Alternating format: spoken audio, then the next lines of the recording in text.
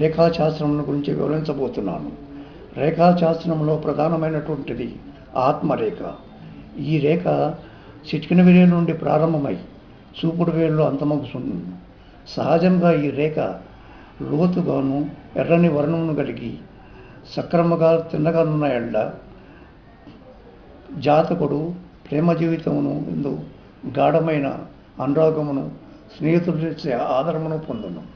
ఈ రేఖ లేని ఎడల జాతకుడు కఠినబుద్ధుడై తాను ఇతరులను తాను మోసగించబడును. ఈ రేఖ గొలుసు వలె ఉన్న ఎడల అల్లర చల్లరగా తిరుగుతూ అనారోగ్యముల పరవశుండును.